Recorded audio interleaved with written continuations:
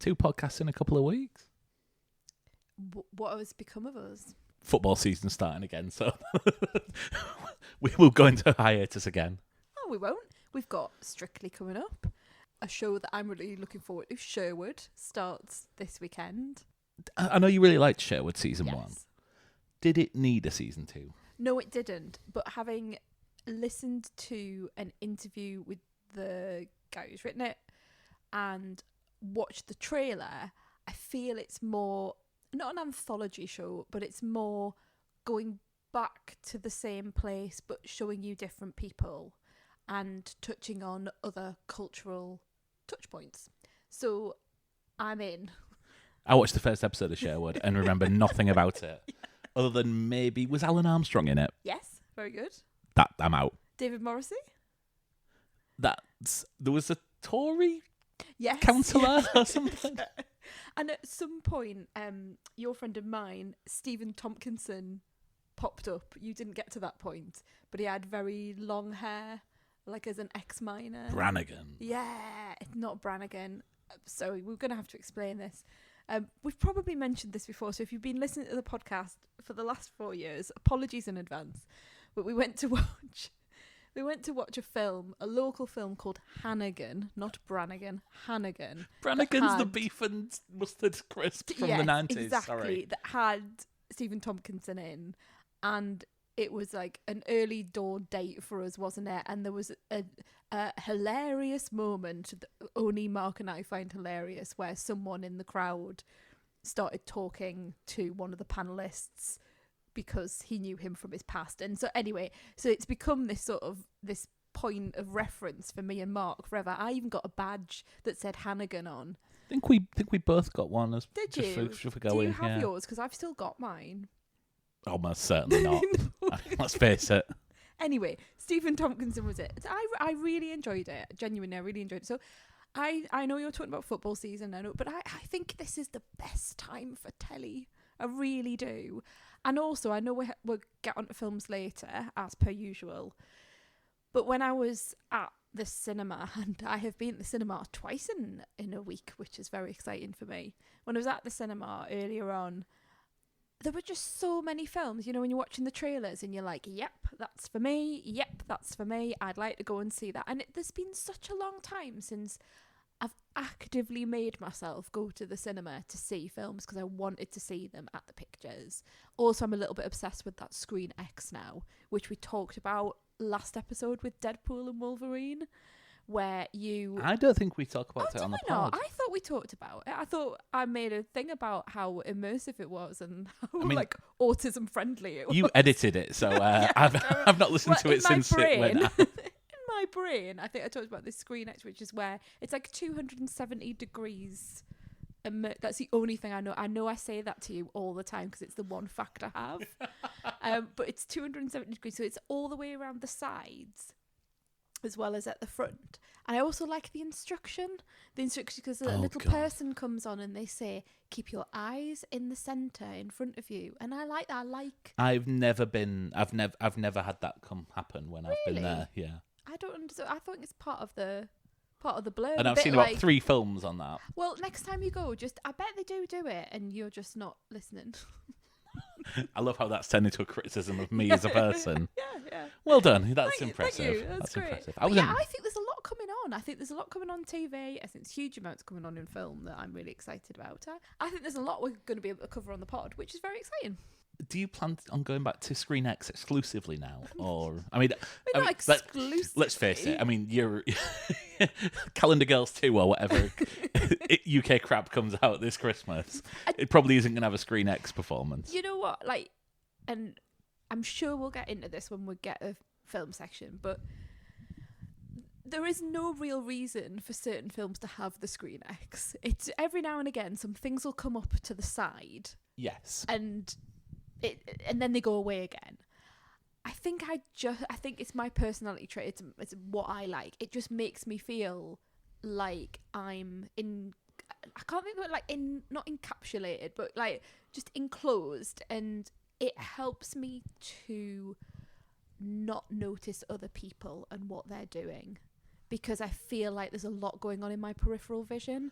Okay. That isn't other people, apart from the guy that insisted on eating his popcorn all the way through Alien Romulus.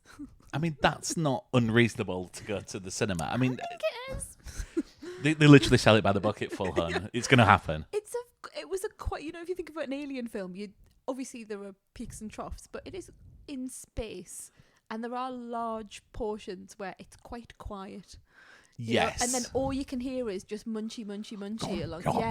Thank you, Mark. Yes, thank you for that. So, but yeah, I won't exclusively go to Screen X, but if it's on, which is just what happened with all the films I've been to see recently, if it's on, I'll definitely pop in there. It doesn't put me off. It actually makes me go, oh, I'll go in there. Okay. Okay. Should we talk some TV? TV. Watching television.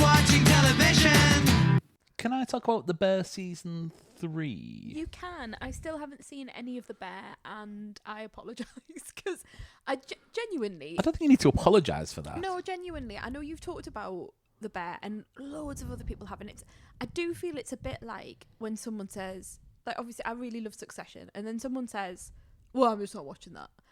I do feel I should give it a chance. I do feel... Look at you growing up, because I know. you purposefully wouldn't have watched anything like that. I know, but I do think I should give it a chance. There's just one question before you get on to talk about season 3. Yes. Is it as stressful as people say?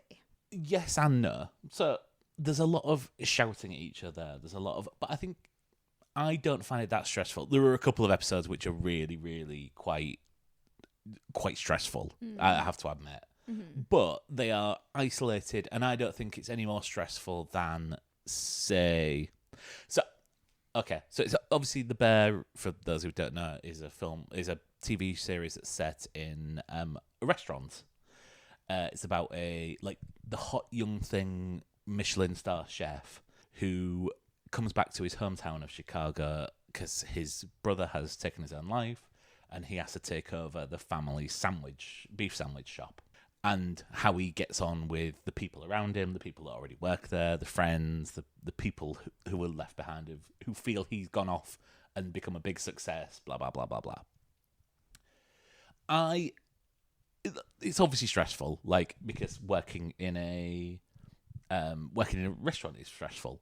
I find the episode of MasterChef where they physically go into a restaurant, and that I find that 100 times more stressful than anything I've seen on there. Amateurs go into a professional kitchen and have to, as an episode, have to work in the professional kitchen and can't get the fish filleting right or anything like and that. someone has to step in. And I understand. So, I think it's a character-based thing, and it's people coping with stress, people coping with tragedy, people coping with addiction, and I think it's one of the best shows on TV. I've had some criticisms of season 3. I'm only 2 episodes in at the minute, so this is kind of I know I've not mentioned it yet. I'm working my way through it, but it's such a nice watch because episodes are between 30 and 40 minutes on the most part.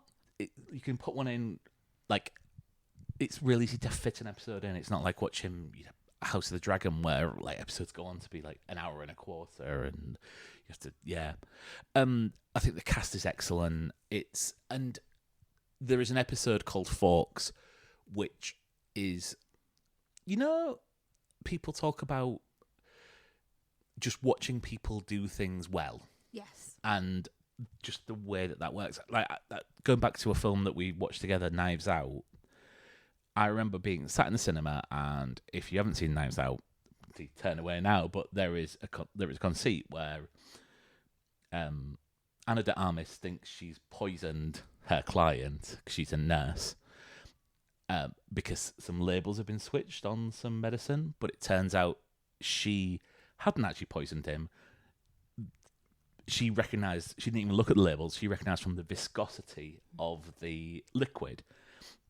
I remember welling up at in the cinema of the idea of someone doing that job so well. And there is an episode called Forks, which is where, spoilers for season 2 of The Bear, the restaurant develops into away from sandwiches and into a thing. So Carmi, the lead, sends his assistant manager-esque character off to a big posh restaurant, a big 3 Michelin star restaurant, to see how a maitre d' would work. And I just wept all the way through it because it was just so well put together. It was almost like one of those machines where the ball bearing falls down and knocks the thing, which makes the spindle roll, which knocks the neck thing. It's genuinely one of the top 5 episodes of any TV show I've ever seen. And you can tell that this started off as quite a low-key TV show, and now the level of guest star that they are getting involved in it is just amazing, because people just rock up and it's like, oh my God, there's X. I really think you'd like this show. Mm-hmm. There are times where it's stressful. There is a Thanksgiving episode which is a flashback to when they're all together, and it is the Thanksgiving dinner from hell. It's like my equivalent of Christmas, which yes. I famously do not like. Yes, yeah. I mean, trigger warning for that for you. Yeah. But yeah, I mean, it's just excellent TV. Okay. And it's on Disney+. And you're finding season 3?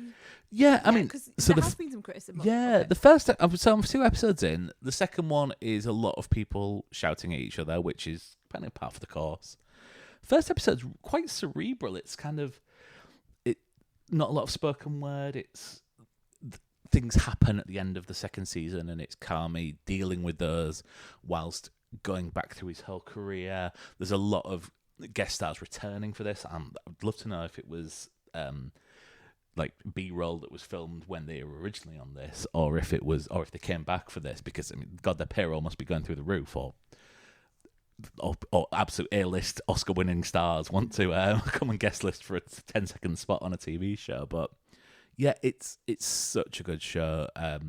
It's so good that I forgot to put it on my top 10 of the year a couple of years ago. But yeah, I don't know why I think the Olympics and the Euros has meant that I've kind of kicked the can down the road, but it's not a case of me not wanting to watch it. It's me sort of saving it as a treat. Yeah, and having the brain space to watch something that's that level of television as well. It's not just stick it on in the background. Absolutely. It's something that I want to savour.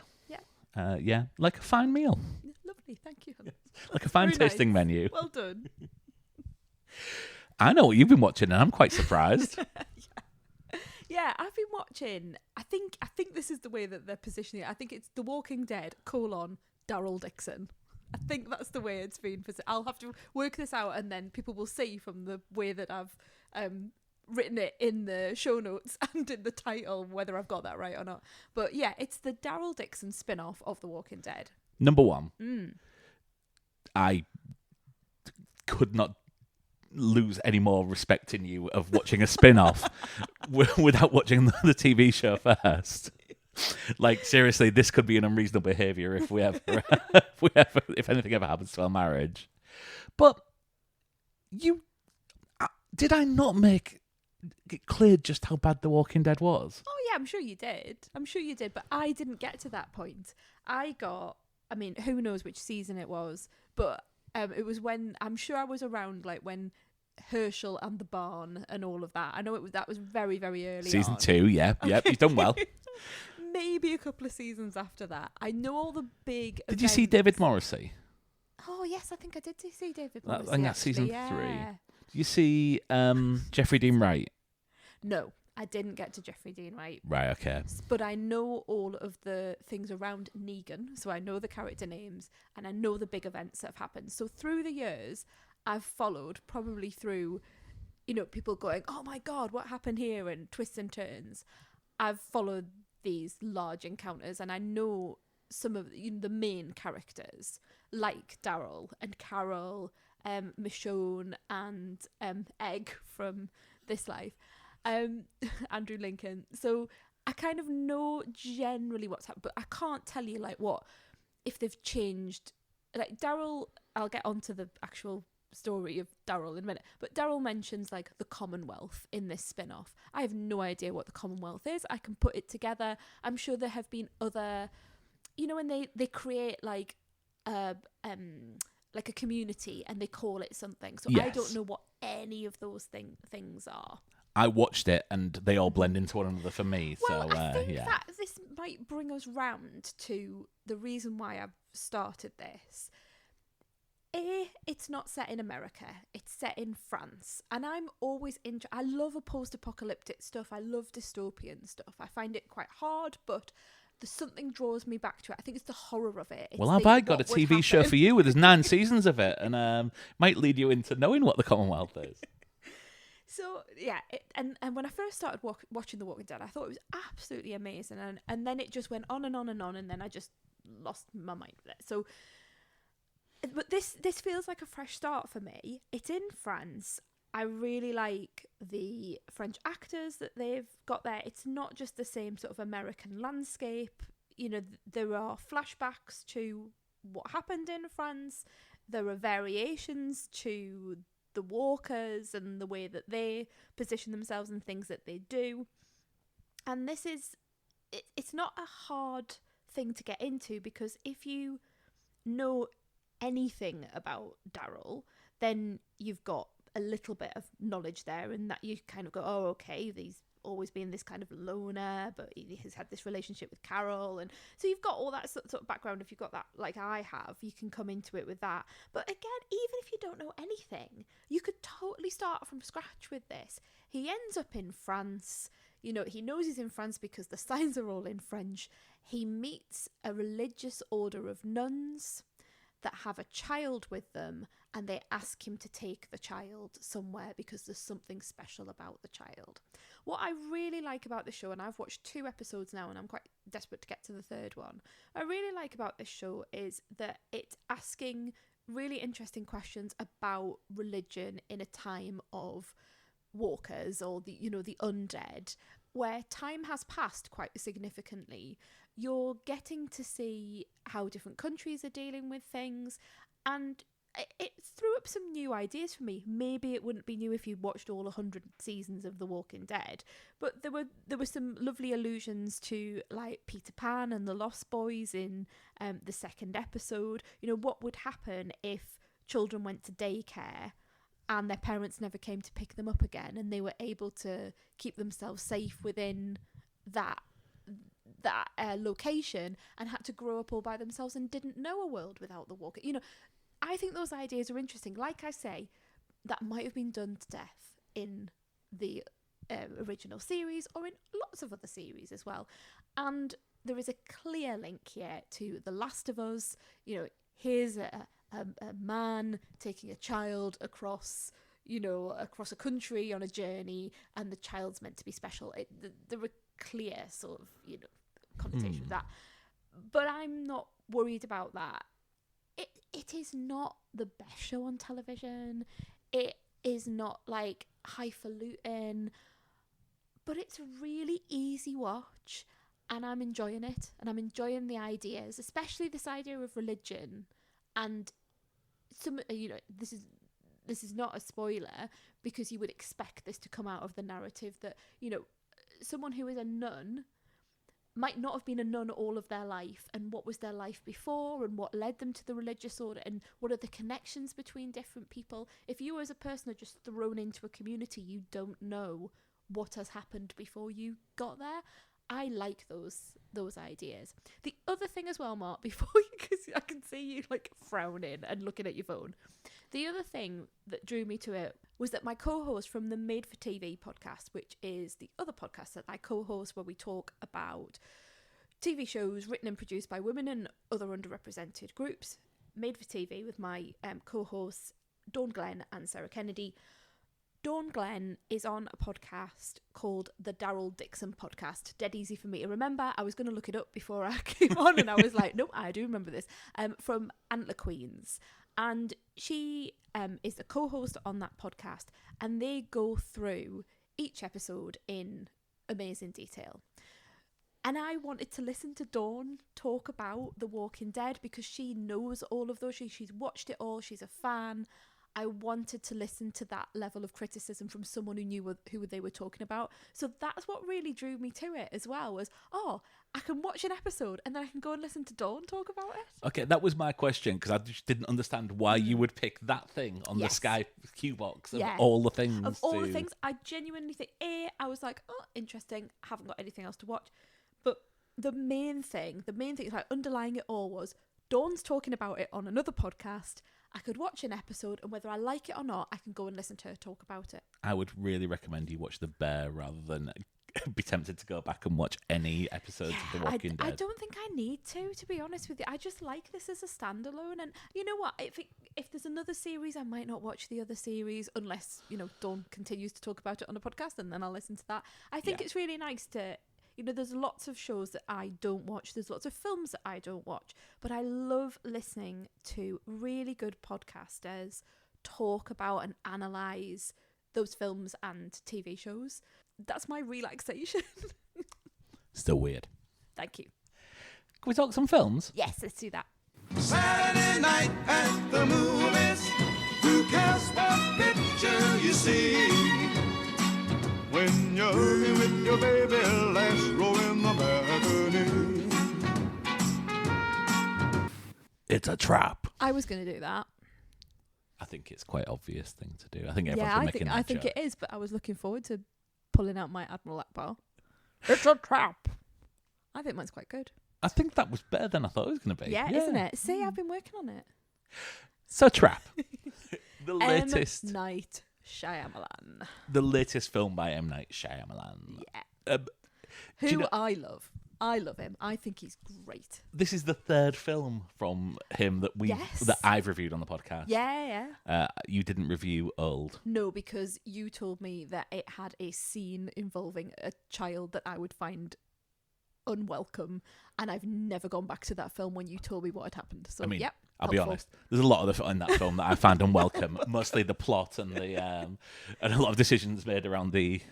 But he goes for it, doesn't he? I want to say that before I get into the review of Trap. Yeah. He absolutely goes for it, and he has such confidence in what he does, and I don't think he gives a flying doodah about what anyone thinks. And there's part of me that just really enjoys that about a creative person. He's like, I am going to put myself in these films.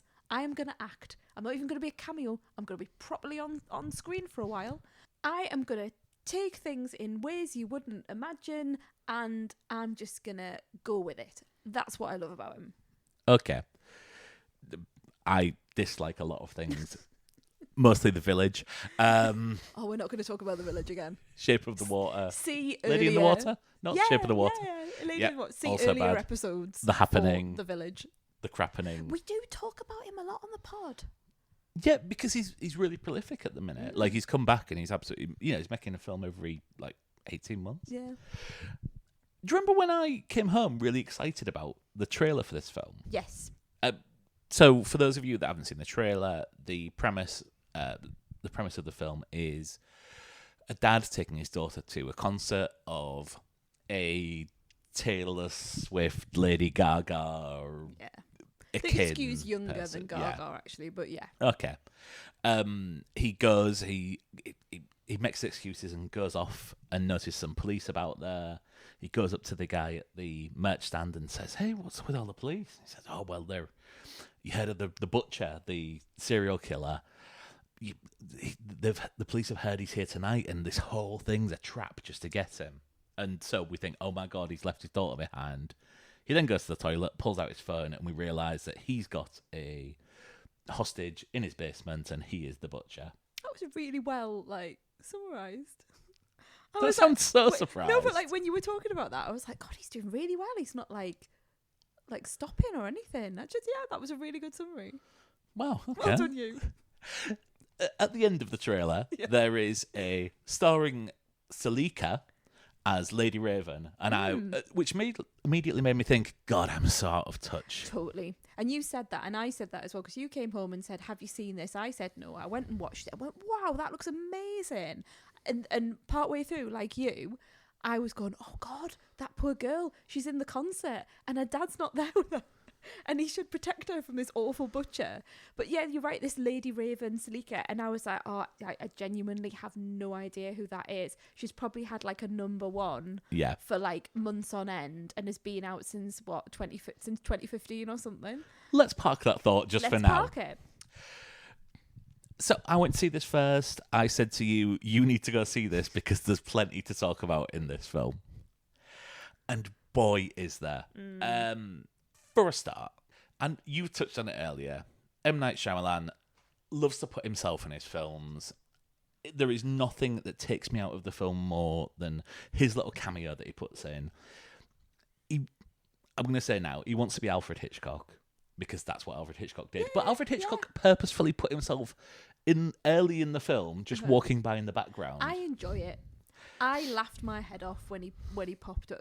I mean, it's no spot. He pops up in every one, doesn't he? I love the one when he pops up in Signs, because I think he's really creepy in that. I think he does a really good job in that one. But yeah, pops up again.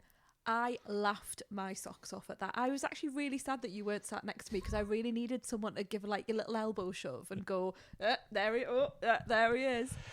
I'm going to go so far as say someone really needs to fucking stop him. No, let him go. Let him do what he wants. He's the director. He's like, I know obviously there are issues, but I think sometimes you just want someone to go have, the big balls and go, you know what? It's my film. I'm going to do it. Well, okay, I'll go one further than this then. Uh-oh. We commented about how we'd not heard of this artist Salika, and I was watching, and I was like, oh, she's actually quite a good musician, not for me, but, you know. Yeah. All right, and then I'm looking, I'm like, she looks familiar. And it was halfway through I realised it's his fucking daughter, isn't it? She is a musician in her own right. Yep. And she wrote all the songs. Yeah, she wrote all the songs, and there are moments where she is very much playing just on piano and her singing. This girl can sing. Absolutely. She can't fucking act though. I think you're being a little unfair. I think I'm being very, very. I don't think she should be put in that role. I don't want to go into spoilers on this because this. I was worried that the trailer would give away too much of the plot of this film, but I think this plot goes places which I didn't see coming. Yeah. But there are times when she needs to carry a lot of the narrative, just by how much screen time and the things that she has to do. And all of the time I thought, why is this not working for me? I think Josh Hartnett is excellent in this, playing the father, playing the butcher. Little twitches he does, and you know what? Like this, it's very easy to take this film too seriously, and no one wants you to do this. No. But I really think Josh Hartnett is excellent in this. I think the kid's really good in this. Yeah, I was about to say, I think his daughter. Let's use her name, Ariel Donahue, who I think she's excellent. Yeah, has been in Wolf Like Me. Other people turn up later on. There are people who weirdly are in this film, and I don't understand what role they play in this. There is a subplot featuring the daughters falling out with some of her friends. They turn, like, the mother of the friends turn up at some point. God, she overacted. But do you know what? I really fucking enjoyed this film. It's shit. It is really, really shit. And I'm not sure if at some points I was laughing at it or with it. But I think once I sort of settled down and thought, well, it's just people making the worst decisions you could possibly make in every possible situation. You know, you see, like, it's like people are walking down the street and they see a door that says, go through this door, and then they see an unjumpable gap full of spikes, and they go, well, I'm going to get a run up and set this on. Making decisions that no one would ever logically make. No one just calling the police at any given moment. And the focus of the film changes from Josh Hartnett's character to other characters that we meet along the way. And there's a very, very odd narrative structure around this. I mean, there's a definite fourth act that happens in this where you think it's over and then all of a sudden we're back in it and it pulls us back in. There's something about this that just worked for me, and I'm a little bit ashamed to say it, to be perfectly honest. Because this is a bad film, but it's a lot of fun. I think really interesting. We're coming at it with two completely different angles, because you're giving M. Night a bit of a hard going, and I'm a bit more sort of like, oh, let him do what he wants. And yet you're coming out of this much more positive in terms of the film, even though you're saying, you know, that you have criticisms of the film.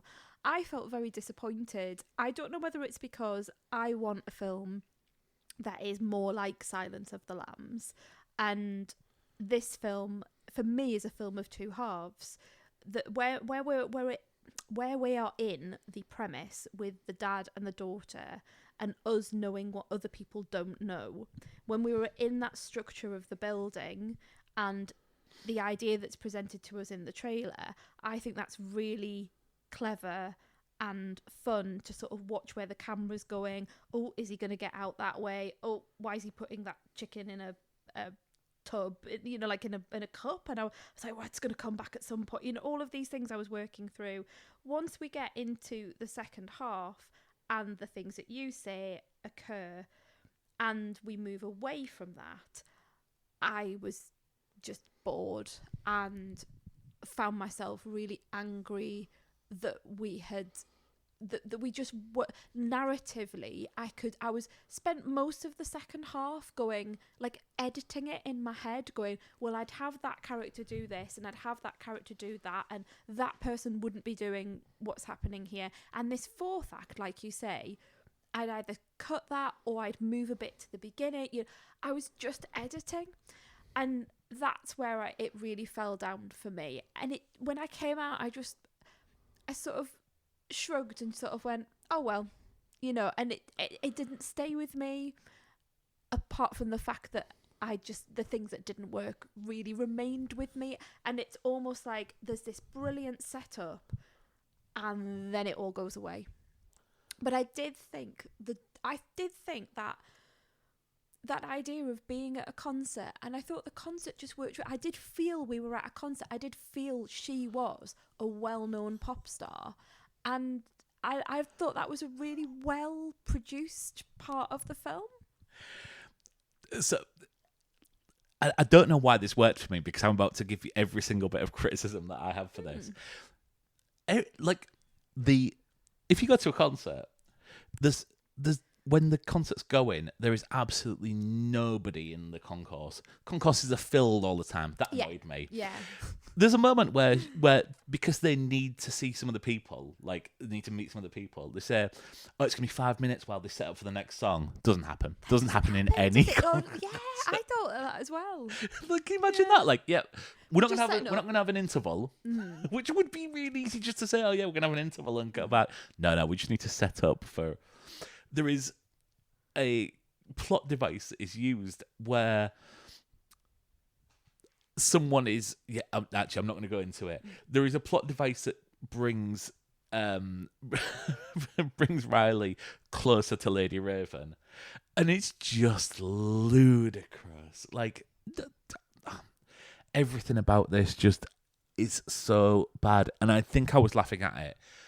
But I had a hell of a time laughing at it. Yeah, it's good at the cinema. Yeah, you had a good time at the cinema. Yeah, but I mean, I've seen a lot of bang average films that I enjoyed less than this, which I think is, I think this is a really badly made film, which I enjoyed just laughing at rather than anything else.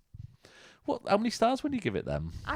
Well, on Letterboxd, I gave it 3, I think, but I was hovering around 2.5. I gave it 3 as well. Yeah, that sort of like... it would be fine for Friday night, but you're probably not going to think about it again. And I had so much promise. I think that was the thing. It had so much promise.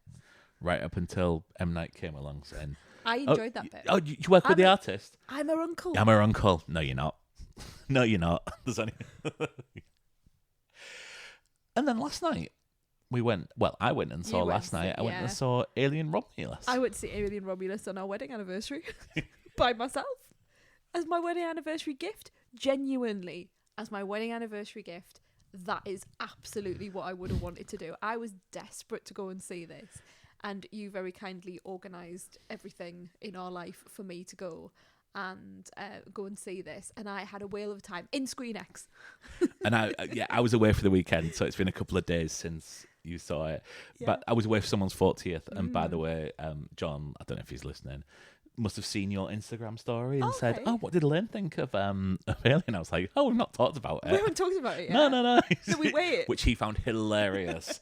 We wear a few pants in at that time, so Fair enough. that's probably why. But It yeah, is quite funny that we just won't speak of it until we get the recorder out. yeah, But, absolutely. that's the way world works. Do you want to Do you just want give me a you do the run through of this film? So when we're looking at Alien Romulus, we are between the first in the series of Alien and its sequel Aliens. So Alien has happened, Aliens is about to happen, and we've got this midpoint in the timeline. I didn't know any of this. Okay. Like going into it or up until 4 seconds ago. Okay, excellent. Well, I'm glad I've given you Is some that a information. spoiler? It's called I don't think it is a spoiler because it's been there's this new, you know how these awful words come out for things, but I think it's called an interquel. So it's in between two. I knew I shouldn't have said that because I know you'll have thoughts on that sort of thing. Okay. So it's in between the two. So we're not quite at Aliens yet. There are a ramshackle bunch of young people on a mining colony that is owned by our old friends Weyland-Yutani. Boo! There's a bit in this where a character wears a Weyland-Yutani t-shirt, and it's the sort of thing that they'd sell on Last Exit to Nowhere. Absolutely, yeah. And I spent quite a lot of the film thinking, I really hope they do that one. I would quite like to wear that t-shirt, like in a completely non-ironic way. So anyway, above that, it's awful. The mining colony is awful. Weyland-Yutani are like the worst employer.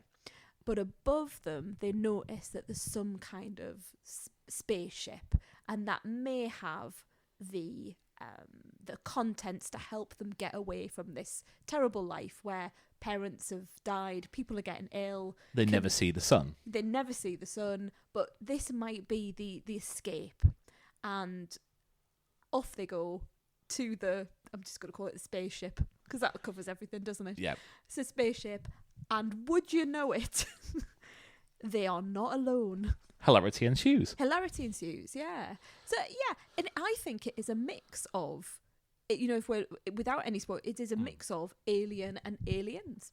Yeah, That's the way it I think positions it for me. that's probably a good shout. What do you think of it? I really, really liked it. When you get an Alien sequel, there's always that thing of, where are we going to go? I have to say that I love all of the Alien sequels, and I know they're, they swing so, like, the Alien Resurrection is just, your brain cannot work out what you say. I think it's creatively very interesting, like from a visual point of view, but also some of the things that happen in the narrative are just wild, and that's much further on in the future. Even Alien 3, David Fincher's Alien 3, although he doesn't like to talk about it, with its crew of British actors, where you've got Brian Glover and Former wrestler Brian Glover. Yeah, one of the there's that band of brothers that are all actors, and one of them was in not 2.4 Children. You mean the McGanns? The other one, the McGanns. That's it. What was he in? The one about the house. The Upper Hand. That's it. The Upper Hand. The British version of Who's the Boss? Yeah. So it's got a McGann in it. Can't tell you which one. But there's a McGann and brother in it. So it's Renault? all these British character actors are in. And then you've got Sigourney Weaver in the middle of it on this planet that originally was meant to be about monks, but then didn't work. It turned out to be a penal colony. And anyway, so each one I really enjoy. And I had the Alien, or still have got the Alien quadrilogy. Yes. Quadrilogy, whatever. All of the Aliens. And I used to watch them. I used to say, and they're very single at this time, I used to just look at well, which one shall I watch today? And I would put one on and have it on in the background because I just enjoyed the the visuals and the stories. So when there's another one, when you get into Prometheus and I haven't got into that, but you get Alien versus Predator. It just I enjoy them, but there are diminishing returns. This for me really takes us back to those early films, to the ideas of the earlier films. Aliens is one of my favourite films of all time. I love the characters. I love the setup. It's incredibly quotable. It's so rewatchable, and it's got a huge amount of heart in it as well as the action. I really, really like this. It felt familiar and yet fresh. It had really interesting moral ideas. It had really interesting ideas around race and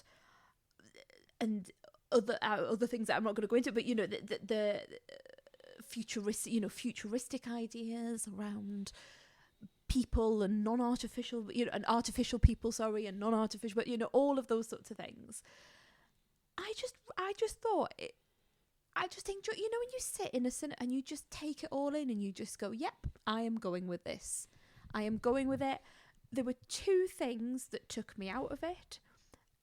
There's a character in the film that didn't work for me, and there was a line that was clearly taken from one of the other films that a character says that makes no sense whatsoever in the context of the story, and I genuinely rolled my eyes. I rolled my eyes and I wanted to just go, no, Fede Alvarez. I know exactly what you're talking about. Half a star off of that, you just don't by need itself. That. And I think the problems with the film, and Fede Alvarez is I think there are times where there's just too much of a nod towards the other film. There's too much deference towards the other film.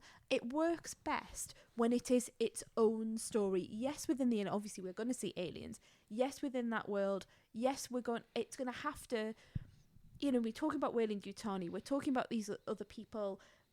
There has to be inroads and there has to be links to that world. So I didn't get too annoyed when those things came up. But you wouldn't know the dialogue that Ripley said in one of the. You just wouldn't, and you don't need it. That's when I just felt myself going. For a long time, I felt this was sort of like a 4.5, 5-star film, but I settled on 4 at the end because you kind of want to. With M. Night Shyamalan that we've been talking about, you kind of let him go and go, oh, off he goes, doing that. With this one, I really wanted to pull them back. I thought Kaylee Spaney, who plays our central character, was superb. David Johnson, who is another character, British actor, just steals the show. But all the other people as well, even though they might not get much screen time, it reminded me of the early days of Alien, in particular. Not so much Aliens, because you get to know the Marines really well in that. I just went with it and I really enjoyed it, and I thought the way it took me back to those early films in terms of the production design was superb. Okay. It didn't feel false. It didn't feel like fanfic. It felt like we were back there. Okay. You don't have as much as an affinity with the films as me, so I'm interested to see what you think from that perspective of someone who may not go to the film with all this goodwill behind it. Yeah, I've seen Alien probably twice. I've seen Aliens like maybe 3 or 4 times. I've never seen Alien Cubed. As it was written. Yeah, I remember. I saw Alien Resurrection in the cinema with Neil shortly before getting out of there and going out to Q to see Blair in concert. I've seen Prometheus. I've seen Alien Covenant. I somehow wish I hadn't in the most part. But yeah, I don't have as much deference for this. Now, when you came out, you said, and I've not listened to any reviews of this at all, you said people are pretty mixed on this, and you said you think you know which way I would go. Yeah. Which way did you think I'd go, out of interest? I think you wouldn't be as positive as me with the film. I think you might find it a little bit boring. I think you might not like some of the links to the other films, and there are some really big ones, and it's I'm not just talking about links to the earlier films, but links to the later ones as well, and where it goes. I wondered whether you might feel that it's retreading the same ground, and I wondered whether you might have an issue with the characters. That's kind of what I wondered for you. Okay, so I really like this film. That's such a surprise. I think it's and I think the fact I don't have any baggage is probably to my advantage, in that, to me, this is just loads of kids on a spaceship. They come across some aliens. Some of them die. Yeah, that is the and picked off one by one. Yeah. And I just enjoy that, and I think it's a really taut film, this. Yes. I think there are Chekhov's X in the plenty, but things that we see in Act 1 come back in Act 3, and I really like that. It's of course you like look and you think, oh, why has he just touched that? And someone's made a comment, and then 2 acts later we'll come back and that's why that's there. That's why that's there. But it's almost like a video game where you come across something and then that's used like an hour later to I agree. get past the mission. I think the use of space and just the space that they are in is used really, really well. There's some really clever uses of the fact that we're not on Earth, we are on a spaceship. And to be honest, I don't remember if this was something that's been used before in the other films. Like I say, it's been a long time since I've seen them. I agree. I think Kelly Spence is a brilliant lead for this. I mean, what a year she's having after, like, I guess Priscilla would probably be in back end of last year. Yeah, but Civil War and this, yeah. I mean, I love David Johnson. He was so good in Ryland last year, but this is an absolute star-making performance for me. Don't want to go too much into his character, but he has to.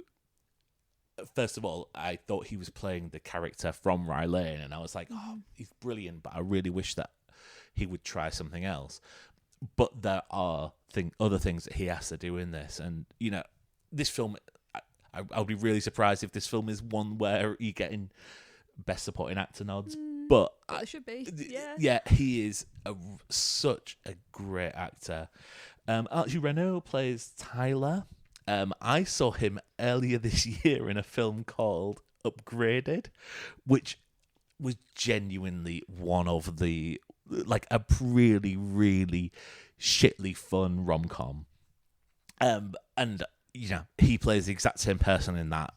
He puts on an accent which I don't quite get. Do you know where it's from? I don't quite understand what part of the South he's from, but I feel you could probably pick him out. You're probably anywhere near the home counties. I quite like that nod though to like Alien 3 with the Brit actors. And I just liked it, and it's probably not a nod. It's just they've got those people in. But for me, as someone who likes it, I'm like, I could link that to it. One thing I would say about this is I found the editing towards the end a little bit rushed. There were bits where scenes cut off a little bit too quickly for me, and people weren't where they were before the camera shot changed. I agree, and I thought, they're trying to get this under 2 hours and just leaving it there. Yeah. And then there was again a fourth act that I could really, really have done without. Agreed. This goes places, and it's an evolution of the alien mythology. I could absolutely have done without any single part of that final act. But look, I really, I think for me this is a strong 4. It's not quite 4.5, but I really, really enjoyed it. I'm really chuffed because I came out of it and thought, I know I'm going to be really positive about this because I bring all that goodwill with me, and I can sort of let certain things go. I mean, if I can let there's things in Alien Resurrection which just really are quite bonkers, and other things, all the Prometheus stuff, where I can just watch them as standalones and go, oh, that's great, I'll enjoy that. Whereas if you don't have that with you, I was just a bit worried you might just kind of go, well, it's just like an alien. It's just an alien film, you know. But I think it has more to offer, and I'm really glad that you've seen that in it as well. But if we're gonna have franchises, and we are, that's just, you know, like, this isn't the thing to have a kick in on, because I think this is a well put together example of the genre, and I think I understood the nods to the original films. Like I say, I wasn't aware that this was pre-Aliens in the timeline, but yeah, it doesn't really worked for matter, me. does it? You know, I understood people's motivations. I understood the reasons why they were doing what they wanted to do, and I understood the developments, and that's all I want out of a franchise film. Like, scare me, and there were some absolute scary moments. I jumped out my skin at some points. Yeah. It was very scary. I looked away from the screen a couple of times as well, because the tension, you know, I really struggle with tension. Yeah. And the idea of something's going to make me jump, I really don't like that. So I looked away from the screen a couple of times. I'm like, oh, it's been a long time since something's made me feel that intensely when I've been watching a film. I mean, I really liked Fede Alvarez's Evil Dead remake that he did a couple of years back, and yeah, I'm really glad, and I'm really looking forward to like what it comes out with next. Because yeah, exciting times. But yeah, thank you for recommending it to me, You're very welcome. even if you thought I might hate it in real life. No, and I really wanted to talk to you about it, and I've been messaging people, including other podcasters, going, "Are you going to cover it?" Which obviously is a really good way of making everyone really like you. But I've been waiting for other podcasts to like to drop with their episodes, Yes. and there haven't been that many yet. So I'm kind of, you know, I just wanted someone to talk to about it. So thanks for going to see it and talking to me about it. Well, I'm glad I could be of service. Yeah. That's really what good. a lovely wedding anniversary present. Yes, absolutely. And thank you for letting me go away this weekend, although I still don't think I'm going to recover from that. You are old now. Yes, That is absolutely. it. Old to bring us back to M. Night. Yes. Right, that's us done. Another episode down. We will be back shortly because there's lots of telly and lots of film to... I'll be reviewing Match of the Day. Yeah, maybe next month. Reviewing Match of the Day, reviewing... We will not be reviewing Match of the Day, just to let everyone know. Reviewing the cricket. But Strictly will be starting soon. Just starting England versus Sri Lanka. We'll be reviewing that. We won't be doing that. I really want to go and see Joker 2. Folie à Dieu. Folie à Dieu.